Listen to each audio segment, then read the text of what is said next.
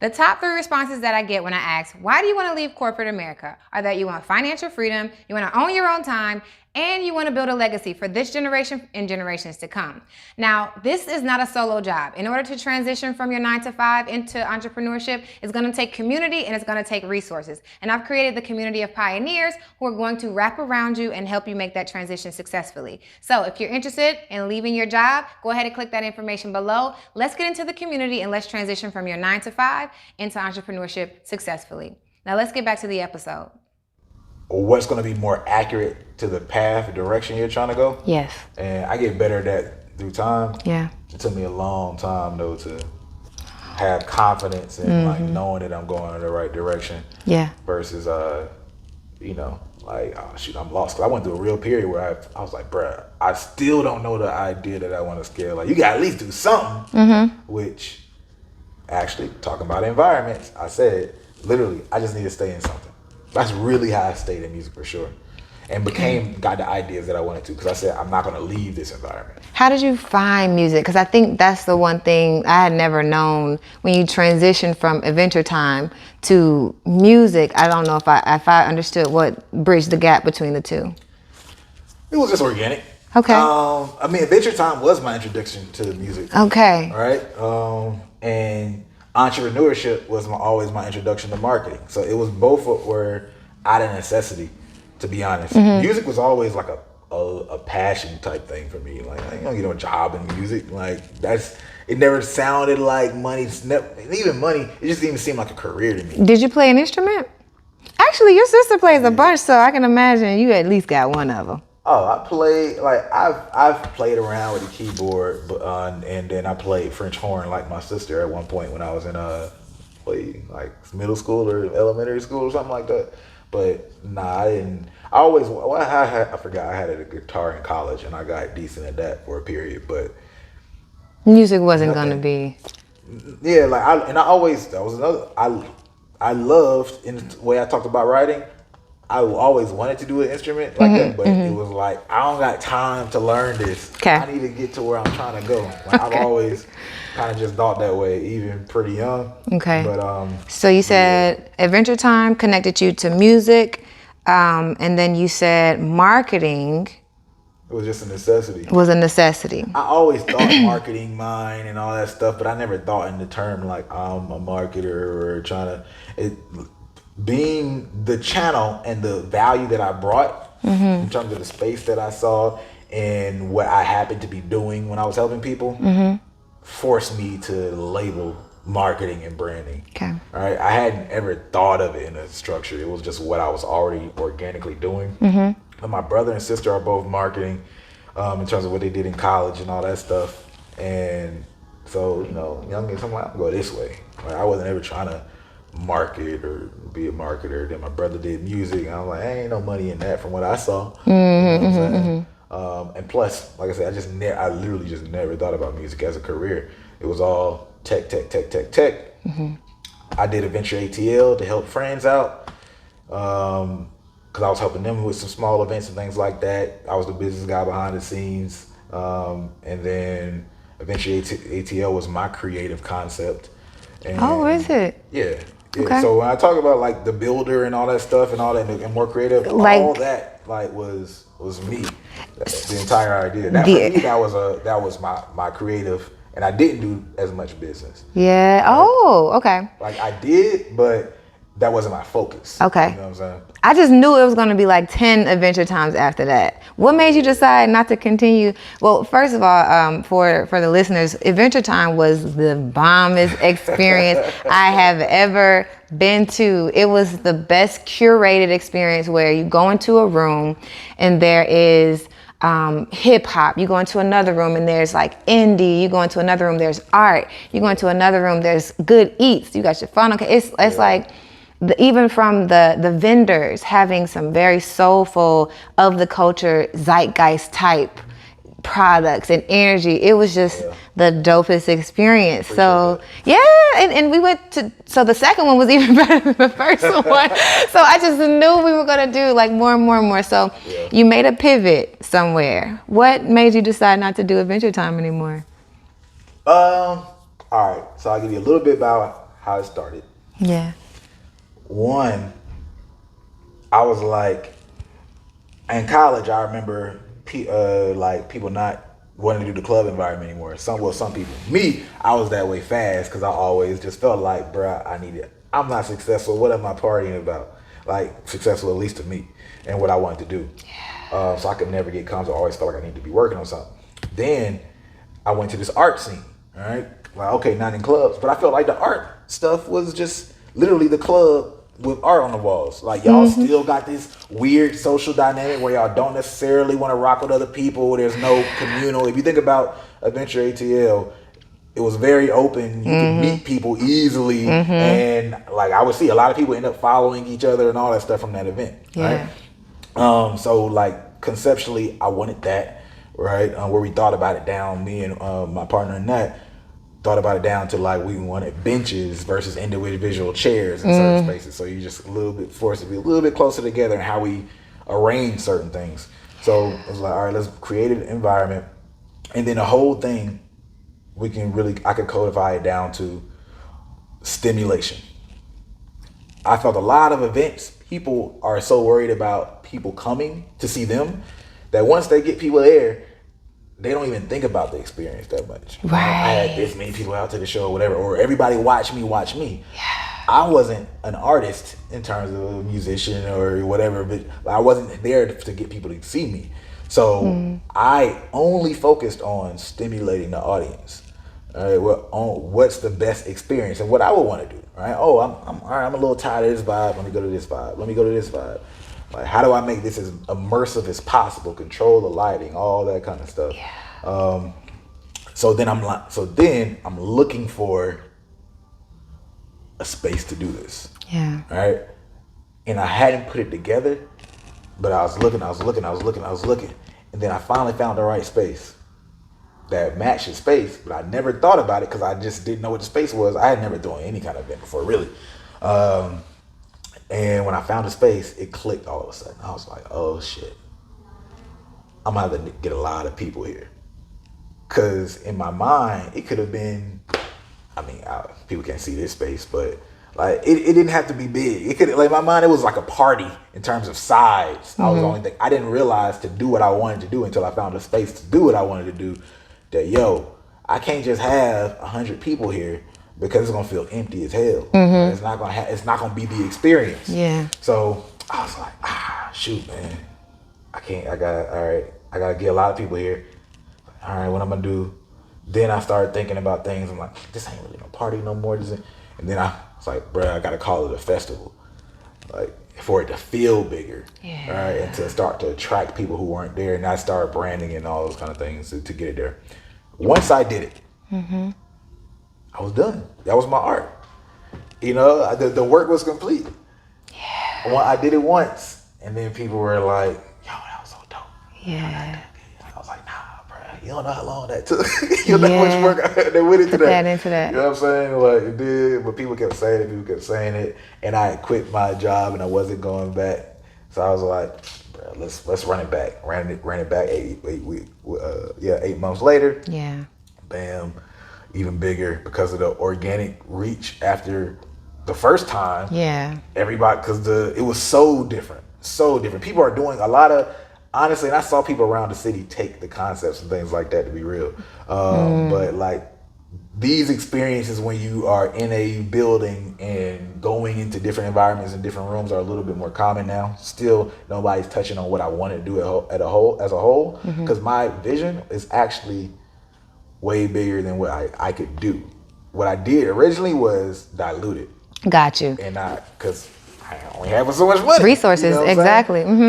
Every single time, though, I got closer and closer to what I wanted to look like. Yeah. So yeah, I ran it back because people were like, "Hey, all right," and I definitely wasn't gonna do it the third time. Definitely wasn't gonna do it the third time. You knew you weren't gonna do it. You knew when you got done with the first one, this was a masterpiece for what you could do with the resources you had.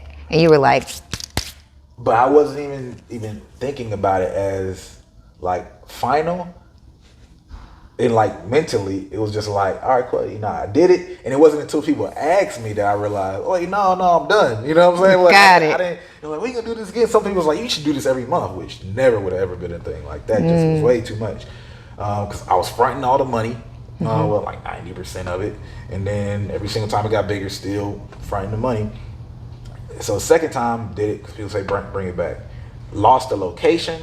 Well, because of gentrification, all that stuff, all they got sold and everything. Like if you see what's there in that building now, because it was a dope, like what? It was perfect. I was like, how did you find this place? Like in the middle of like it was like in the middle of nowhere, yet literally in the middle of the city. Right. At the same time. And it was the destination. You would think like, how did I never see this location before this party or festival? Now they got rid of that old 1920s school building or whatever, and now it's like some nice new apartments, right? Yeah. But all right, so I did that the second time, but the building was gone, so I definitely knew, like, because I didn't want to do work, find a new building, blah blah blah, and I just didn't want to do it. I wasn't thinking to do it. Moved on, had the channel that started moving. Got it. And was doing still stuff in the tech world.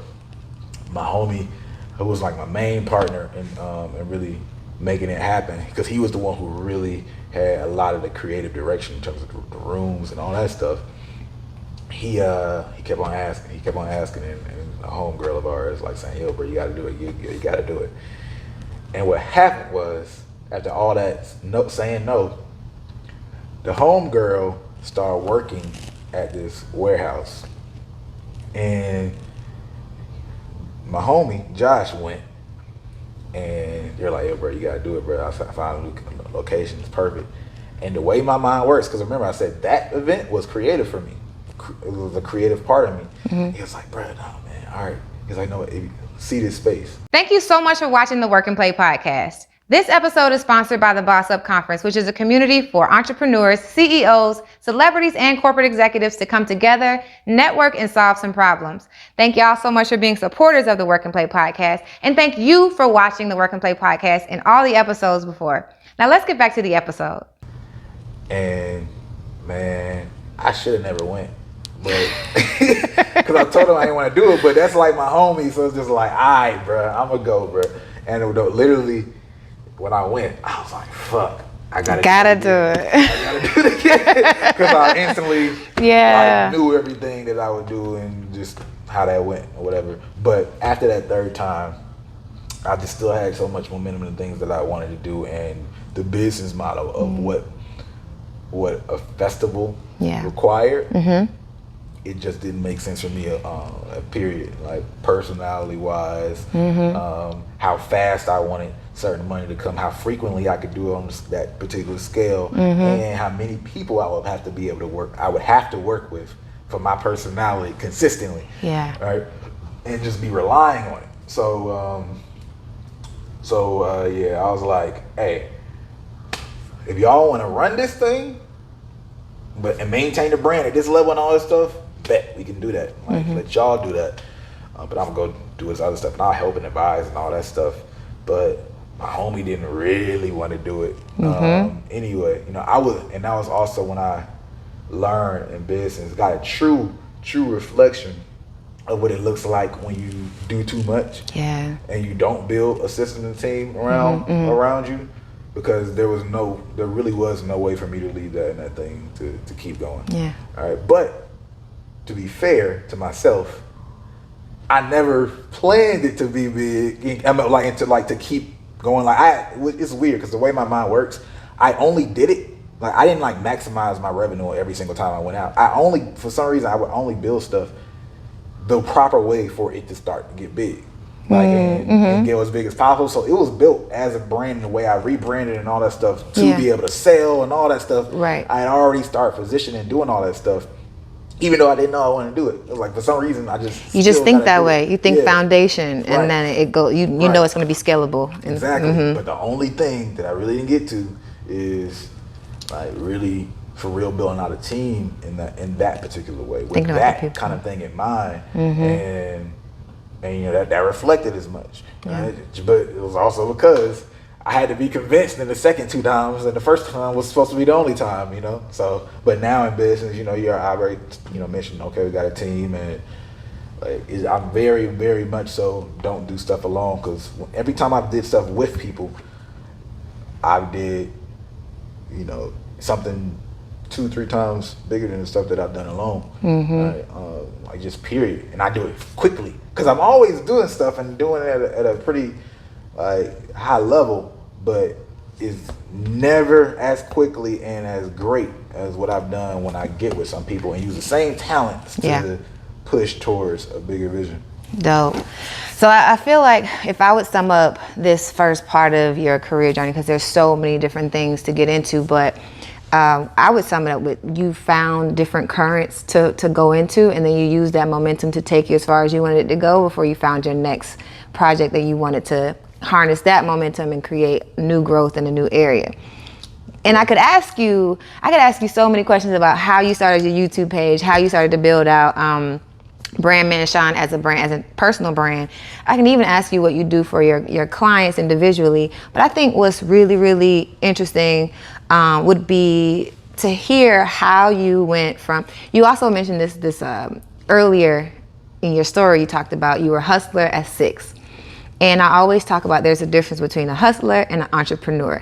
So I would say the first half of your career, or actually the first part, is you building this infrastructure and this concept of scalability, and even like your own aptitude to build things as an entrepreneur. And I swear, self-awareness, when we go back and look at this video, self-awareness is crazy. Yeah. So my question is actually, when did you start to move from kind of B2C, in a sense, to B2B and start thinking more agency-like? So I'm skipping a whole chunk of like that YouTube growth, your individual personal brand, you building like out other people's personal brands, and then helping them kind of watch them grow in your like institution type community. But then there was a time where you, as an entrepreneur, decided, I want to do more big ticket contracts. Right. I'm imagining. So what did that growth look like? And I don't want to layer in too many questions, but I think that teamwork is probably in there, in a nuance of how you establish that. Yeah, well, for me, again, I alluded to this earlier, it was really about the function of there's only but so much. Like that was the most important part, right, that I could do in terms of education without taking the agency seriously. Because part of agency, I talk to my partner about this all the time. I'm like, hey, bro, agencies are a low margin business. It's a high labor, low margin. It's a lot of work, low margin. And I come from a tech way of thinking where I tell people all the time, like WhatsApp had 50 employees when they sold for 19 billion. All right. Now everything can't be WhatsApp or whatever, but it's still just the scalability on tech is ridiculous. So I'm like service. Oh, like it just didn't make sense. Got it. And then you go back to having to deal with so much people, so many people and their own agendas, even if it's not like people, no matter if people come to you, right? People come to you in the agency world, right?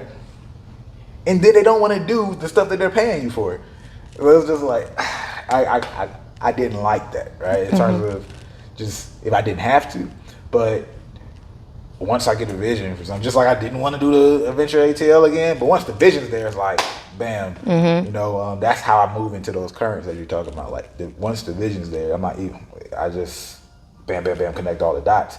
So that for me was understanding, to take this network opportunity as huge as it can go, to be in the best position, also need to take this agency seriously. I was basically doing a mini agency, unwillingly, because just making money to live.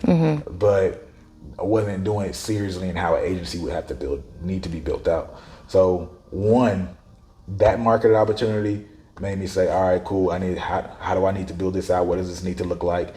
Being able to link with my partner helped with that extremely, a whole lot, because I had somebody else who understood a lot of that vision and wanted to do many of the same things. And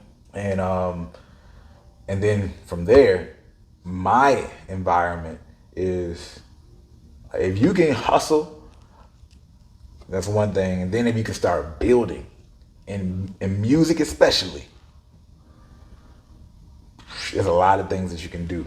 All right, like in a lot of other industries. I'm talking about from business side, not as talent necessarily, because that's just a different space. But like from a business acumen standpoint, you can do that in music, because the margins are so slim in general. I talk about slim margins, like just the music industry in general. Like you can be working with a artist that has, big shows, Grammys, everybody knows, loves them, and them artists is making millions, and then the label will be like, "Hey man, yeah, we got $3,000, for you to work." It's like that. That's how like cheap. Right? A lot of influencers like to work with companies versus the music industry, because music, companies, what the budgets look like at the Deltas, all those brands. Yeah. Music is like an eighth of that.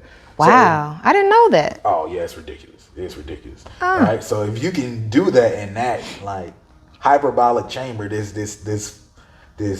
tight environment, then you can really get some things done. But a part of creating that space and that flexibility is this marriage, right? The education side, it's not as labor, so it also helps create certain margins that you can't do on the agency side. Okay. The agency creates just certain acumen, skill set, and insight that you won't necessarily get on the other side. All right, so understanding that pairing, that's just like a loose way to say it, and then understanding the market opportunity on the agency side. Once I saw, even in the outside of the connection with the education company, I saw some market opportunities and for where agencies need to evolve to better serve the clients. That's when I said, okay, I could do this B2B thing. But if you I kind of like analyze everything I said, it goes back to what are the opportunities there, all right? What does the margin look like? What business model needs to happen? And what will it be benefiting? Can we create an environment where a company can be built versus just me doing this solo? Okay, you check off certain boxes, the vision's there and it makes sense. Let's go do it. And then everything comes down into the specifics of what an agency looks like in that B2B world. But for me, I'm oftentimes just following like basic economics. That's what it comes out. Like everything is economics to me. Okay. What would you say for, I guess, on your education side? So for, what would you say is the biggest result? Like, what would you say that clients come to you? Like, the biggest result that clients come to you for on the B2C side as well as the B2B side? B2C is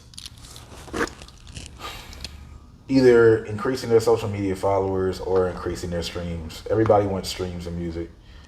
The B2B side is the exact same thing, except there's an additional, like, I need somebody who can do this consistently. Or there's people who are already at a certain level that it's not about build me up from scratch, right? It's about, all right, how do I capitalize on this new moment? How do I move my brand into a new audience? All right, it gets a little bit more nuanced, but it still gets broken down into, well, now I need to increase my streams in this audience. I need to increase my visibility in this particular audience first, it being my first audience that I need to do that with. But the mechanics are the same. And the last thing I'll say with the B2B side is also, because you're working with another business, right? They're looking for a lot of times convenience, right? And trust. Because oftentimes they might have the capability of maybe hiring or figuring out, but I was like, I just need to find somebody who can do this where I don't have to focus on it. Yeah. And because I want to manage, or where's my strength in my business, who else can handle this? And we're here for that as well. Like, that's our ideal customer a lot of times on that side. Like, yeah, you can do this, but you don't want to do this, right? Yeah. Let us take that off your hands. Yeah. I love that. Okay. I've gotten so many questions about this brand, and I'm super excited to share that this episode is sponsored by Black is Wealth Clothing. Now, Black is Wealth was created to inspire and empower our culture to tap into our wealth. Now, when we talk about wealth, we're not just talking about financial wealth, we're talking about the strength, resilience, and brilliance that lives inside of all of us. Now, by tapping into our wealth, we can create any form of wealth that we desire. So, if you like this shirt or any other shirt that you've seen me sport on my Instagram or any other platform, then go check them out at blackiswealth.com. I love this one, and y'all are gonna love it too. Now let's get back to the episode. Got it. All right, so I think we talked a lot about like your journey. I think that's the most, it's no most interesting. It's just all of it intertwined, and there's so many other questions I could possibly ask you. But I'm dying for myself to understand how, all right, I'll give you a little context. Well, I'll give you the point first, and then I'll bring it to context. For myself, I'm really curious to know your perspective on how you either envision or currently manage that fun side that I used to see when we used to hang out more so years ago, with this huge growth that you are starting to see as a business person and the future goals that you have as an organization / empire, right? And the reason I ask you that is because I remember before I really tapped into my entrepreneurial journey, like I was just corporate, and I would see you come through and we would just be hanging out, and you would go duck off and be on your computer doing what you need to do, or you would be building your YouTube page. Now that I'm 100% into this, I feel it. I feel that I could be around friends, I could do whatever, but I'm always working on my business. And so I'm in this space where I always want to balance. These conversations help me balance work and play, right? But I also understand how, as I get further and more built out, I want to maintain that level of jovialistic. I don't know if that's the word. I want to maintain that level of play in what I do, because I feel like I would be following in your footsteps, but I'd be remiss if I were to forget about this interaction and what feeds my soul. So you're a father, you're a spouse, a partner, you're a business partner, and you're a brother, a family member, and you're a friend. So as you find all this business success, where do you find that level of play, and how do you infuse it into everything you do, or just a few things that you do? Well, when it comes to doing business successfully, the best way to begin doing it right in terms of the fun part is doing it poorly. All right. And because I've done a poor job in maintaining the fun part of myself. All right. But that comes from what's necessity in the business. So people oftentimes compare it to like having a baby. And I've always heard that, but I ain't had no baby before. But now I had a baby, you know what I'm saying? So I understand the level of nurturing and attention to detail. I knew it intellectually, but being in it now, I definitely get it a lot more, right? Of why people use that as an analogy for business, because there's just moments of time that it has to just be this. Nothing else can matter, right? And then the goal then becomes, as you get to certain levels, is, all right, how do I continue to build my business out where I can put myself in positions that I have this jovial, all right? Because there's some stages of business where you have to spend so many times in stuff that aren't your strength, all right? And things that you don't necessarily like doing, that like it's just gonna drain you. Right? You can't be able to focus on just that recharge in the same way, especially when you're talking about moving at a certain speed. But what happens is, all right, here's one of my things that I always hold on to. As someone who never wanted to work a job, I actually had one job that I loved, and that was working in Europe. And that was the one job I always tell people my experience, because of the good that it was doing, the little actual position, right, and the people I was working with, which is where I learned these are the things that you need to really enjoy. Like, people can be in a big company and people say it's great, but they're in the wrong part of the company with the wrong boss, trash, and it can be the reverse, right? So I learned that, one, I could definitely love what I'm doing day to day, but it was the most emotionally taxing and emotionally invigorating experience, right? At the same time. So that kept me going. I would literally, you guys, Courtney, there'll be days, man, I'm like, man, I'm bored, man. I can't wait till Monday. You know what I'm saying? Like, go back to school, deal with these kids. But so now it's like, how do I build that in my own job? Yeah. Right? That I'm doing now. Yeah. In business. Because yes, I'm in control of a lot of things and building things out, but there's still seasons. And now that I have more people on my team, I'm not there yet. Like I just told you earlier, actually. Yeah. Infrastructure, I'm still so much on that part where I'm doing things that I'm good at, but it's not that part that, oh, this is just, you know, where he just wake up and he alive and everything he does is just giving him energy. I'm not spending no time, or very, very small time on the things that take away or slow me down. Because I move at a pretty fast speed naturally and pretty high energy. So to kind of like summarize that and why I said all that again is, one, there's a phase where there ain't no balance, right? And people, a lot of times, I actually say this after so I don't interrupt it. There's a phase that there's no balance. And then you get to a point where you start to have a lot of leverage. You have more control, and you can start creating what looks like balance. All right, it becomes your balance for life. Because even if you're working, you can start putting yourself in a position where the things that you're working on are the things that energize you. All right, the things that you're just playing a game almost because you're winning and getting better at the things that you want to get better at. Yeah. Right, and that just becomes the life, and you have other people to handle more and more of the other spaces. That's what balance begins to look like. And then you have family and things like that. It's like, how do you add that in, right? And how do you do that exact same concept within your family? Yeah. Oh, I don't want to do this. I don't want to do that. I don't want to do that. I really, the thing that just matters is spending the time with my family, right? And being at certain things. Well, shoot, now I see why people have a cook, have a maid, and all these other things. You start to do the exact same thing in that space. So now on a business, personal life side, it's all just the stuff that matters most to you. Yeah. All right. And then obviously the frame stuff in general, because when you have something taking your energy that much, like looking at my girl, right? Okay, taking care of a baby, and obviously the woman far more. In terms of like what they do and have to go through, don't have the energy to even have fun at some certain points, right? Yeah. And it's that same way in business where you're just so taxed, you don't have the energy to have that fun. So you have to go through that phase, and don't rob yourself of the bigger win by trying to maintain balance, right? Throughout the process, you have to go through those seasons, just like raising a child, all those other things. Hey, look, just a good example of success, and the kids are out the house, right? But how long did it take to get to that? Yeah. But now you doing whatever you want to do, right? Yeah. That's like big successful company.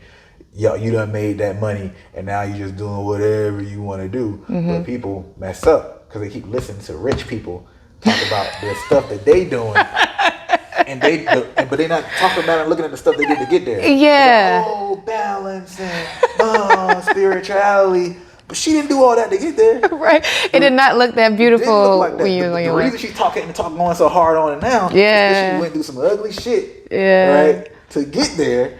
Right. But it was necessary to get there. Yeah. But that's why she's going so hard on this work-life balance or whatever, or and all this stuff now. Yeah. But they're in a place where that balance won't interrupt anything. Yeah. You know what I'm saying? Some people be trying to balance, and then you balance, you really can't put much into anything, so none of it's gonna go to a high level. You're just mediocre at everything. Yeah. Okay, so I'm actually down to ask you another question now. So of course I don't have kids yet, and of course I don't even have a husband yet. So or said on you, right? It's in the universe. You just haven't found you. Absolutely. I'm asking a very granular question, so all of that is coming, but I'm just curious about your growth in that you established a certain level of success as an entrepreneur, and then you had a baby, right? At this level where you had your baby and the level of success you've reached, do you feel like you gave yourself a running start enough on your business to continue that growth on your business and at a good place where you can still watch the baby grow? Or do you feel like, there could have been a little bit more closing of the gap there if I had gotten a little bit more success and then had the baby, or had the baby earlier as I was working on? Like, how much overlap should there be when a person wants to have a baby as an entrepreneur? I can't give nobody personal advice. That's whatever you got going on and what you want to do in your personal decisions, like that timing of it. Yeah. But when it happens. Hey y'all, let me tell you about my friends at Run the World Clothing. Run the World is a community empowerment brand that chooses to educate on Black history, Black culture, and Black radical thought through apparel and experiences. Run the World is a vessel to celebrate the Black experience for our Black people and our allies. And I have on one of their latest pieces from this season's collection. So if you haven't seen Run the World Vic's episode on the Work and Play podcast, go check it out, or go to their website to check out some of their apparel. Now let's get back to the episode. It's going to happen, and there's just things that can't be compromised. You're going to have to spend a certain amount of time. There's going to be some nights, the crying and all that stuff where you literally just don't have that time for business. So I say maintain that choice as long as you have that choice, because you'll lose a lot of choices once you have a kid. That's a good way to put it. Yeah. Maintain that choice as long as you can. I think as a woman entrepreneur, I'm curious how that take things as they go mentality is gonna work, especially when, like. What do you mean? Well, so as a man, you talk about the difference between you and your partner, and how you guys are how she's better at like the natural mommy stuff, right? Mm-hmm. So that can sometimes be taxing for you, right? Because you're either focused on the business, and that allows you to let her do the taxing stuff for the baby sometimes, and then come in and do daddy stuff too. But as women, we're good at doing the mommy stuff, and sometimes we overextend and we do really well at the business stuff too. So just the give and take, you only have 2 eyes and 24 hours type of thing. As the one who's the best with and I might not even be the best with my kid. Let's just be whatever. But as the woman, sometimes we are the one who are best with the kids, and we have to figure out how to balance. So I think for me, sometimes I wonder, and women are also very super analytical when we come to these things. Everything has to be the right time. We've got the biological clock. We got all this stuff.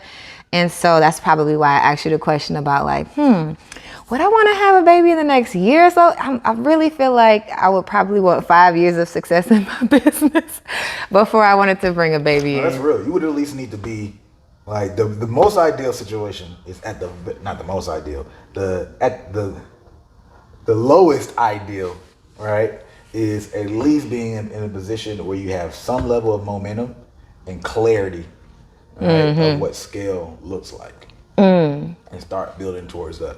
Okay. All right. Like for me, all right, now I was like, 9 months. Now we got to really go. But right before that happened, I'd already got the clarity like a month before she was conceived or whatever. You know what I'm saying? So that was cool. It was like, I'm working on that. Now I just got to work even faster. Right. Yeah. So, and I'm building momentum. Everything is momentum, and not clipping that. But if I was still in a period where I'm just trying to find what I want to do, it would feel, I can't even imagine where I would be. You know what I'm saying? That would be a whole other space. Yeah. Most ideal, we making a certain amount of money. Right. And things are there. Right now, so much of the money is invested right back into the business. Right. I'd much rather hire somebody that makes more than me, and I can have a peace of mind to focus on the parts that I need to, versus pay myself more and stymie the growth of the business at this point. Yeah. So I'm not even in a place where I'm really capitalizing and making that much money. The business is doing well. The trajectory is nice. Yeah. You know what I'm saying? But this ain't what is it, harvest or whatever? Which one? Yeah, this isn't the season of harvest. Yeah, this ain't that season right now. I got you. I'm not picking up the bags. Still.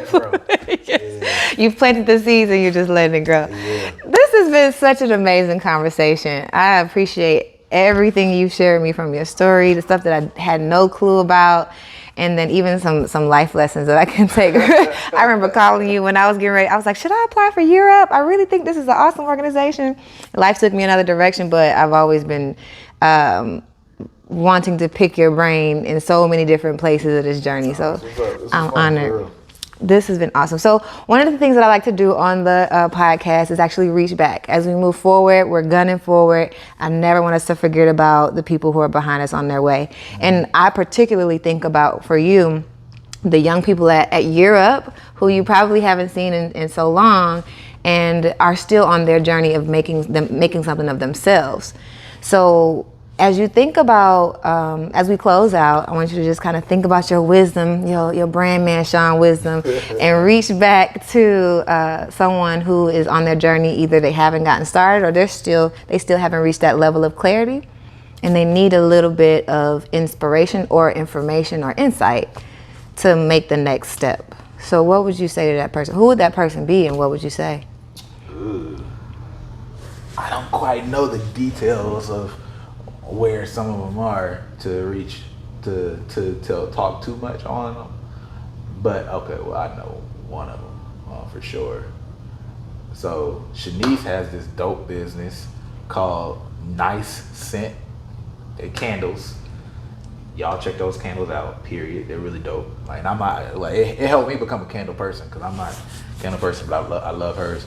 Hey guys, it's Ariel from the Work and Play podcast. If you're getting any value from this channel, and I mean anything from the tutorials to the podcast to the random videos that you see on this channel, then I just ask that you do one thing. Please subscribe. Subscribe and share this to anyone that you think this resonates with, and drop a comment below so I know what other things that you want to see next. Now let's get back to the episode. And she's really been doing her thing, staying consistent in the business. So number one is like, actually stay doing it, because most people don't last that long. People have nice ideas. They even do it one time, and then but the difficulty is hard to maintain it. So just keep that, because you're dope already. What you're doing is dope, and then now like focus on what scale might look like and building beyond yourself.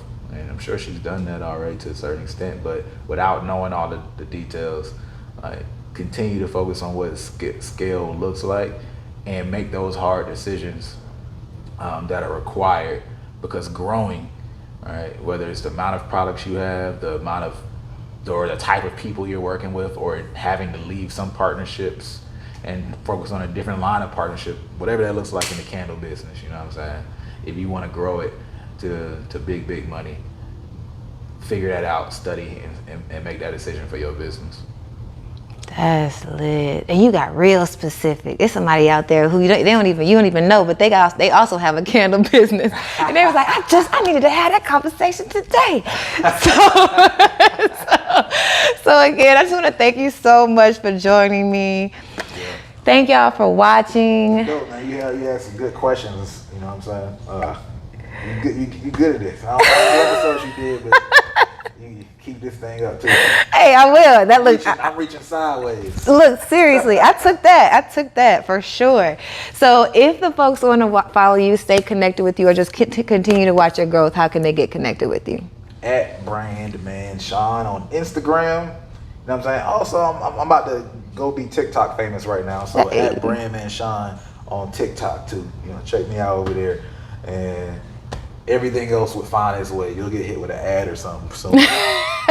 Because he is the man for that as well. So if y'all have any questions, we are definitely going to be doing the replay. I can't wait for the live replay with you. But we're going to live right now? No. We're going to do the live replay as soon as this episode launches. So I'll be able to get you back and have another conversation with you. But until next time, thank y'all for watching. Thank you for listening. Until next time, peace out.